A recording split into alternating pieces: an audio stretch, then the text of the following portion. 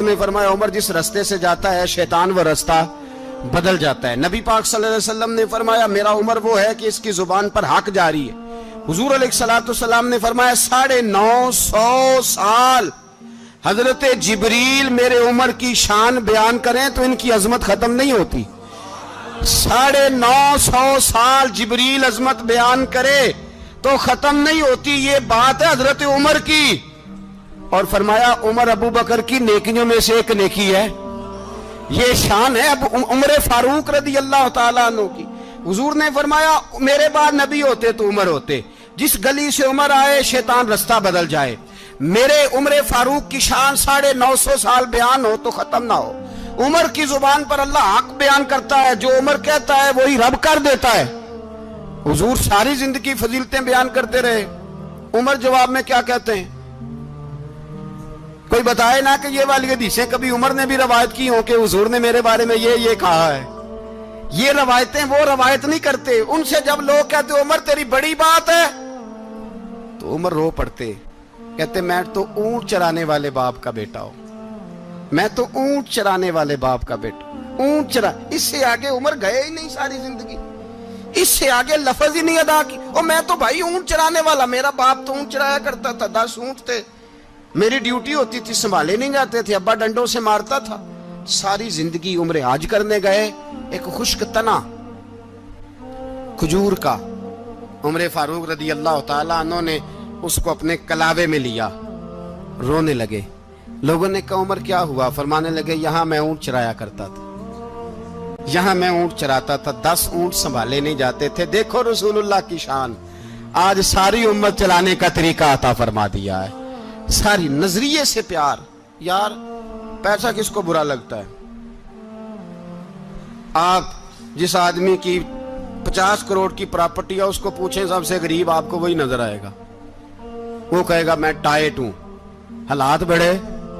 میں کئی باری پوچھے انہوں نے، میں کہتا ترجمہ بھی 10 چھڑوں کی، ہمیں تو سمجھ نہیں آتی، اور ٹائٹ حالات کون سے ہوتے ہیں جی؟ جس آدمی کا کروڑوں میں کاروبار ہے نا، اس کو آپ چھیڑے وہ رونے لگ جائے گا، رونے۔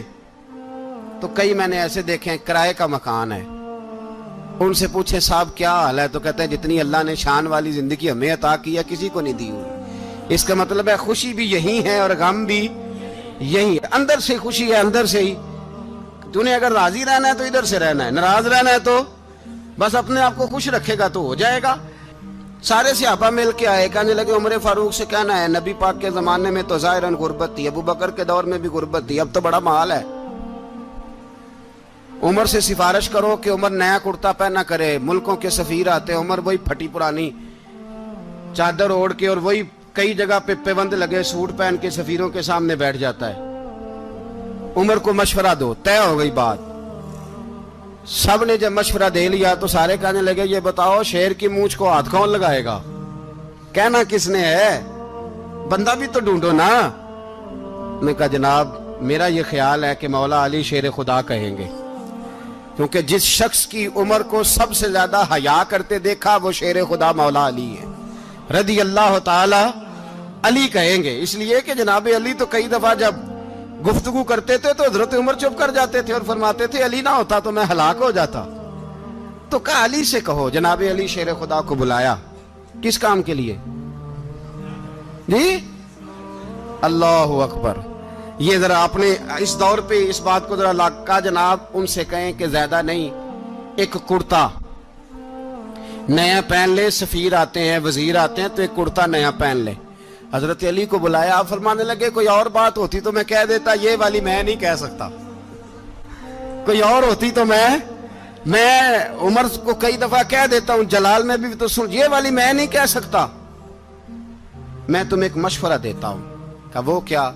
کہنے لگے سیدہ عائشہ صدیقہ سے کہو، وہ مومنوں کی ماں ہیں، عمر ٹالے گا نہیں۔ اماں جی سے جا کے کہا اماں جی نیا کرتا عمر سے کہیں پہن لیں، وزیر آتے ہیں بڑے بڑے لوگ تو چلو کوئی حرج نہیں۔ اماں جی نے کہا اچھا کوئی بات نہیں میں بلا لیتی ہوں۔ جناب عائشہ نے پیغام بھیجا،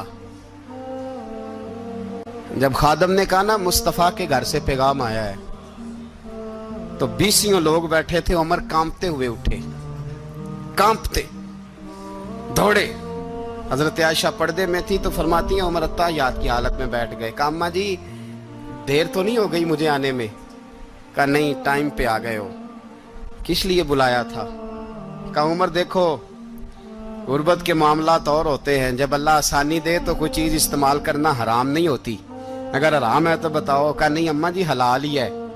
तो फरमाया फिर इतने सफ़ीर आते हैं, मुशीर आते हैं, अब तो माले गनीमत बड़ा आता है, ढेर लग जाते हैं मस्जिद में, तो चल एक नया कुर्ता तुम भी पहन लिया करो, और आप नया कुर्ता पहनोगे तो धाक बैठेगी गैरों पर। तो सहाबा का मशवरा है कि आप नया लिबास पहने।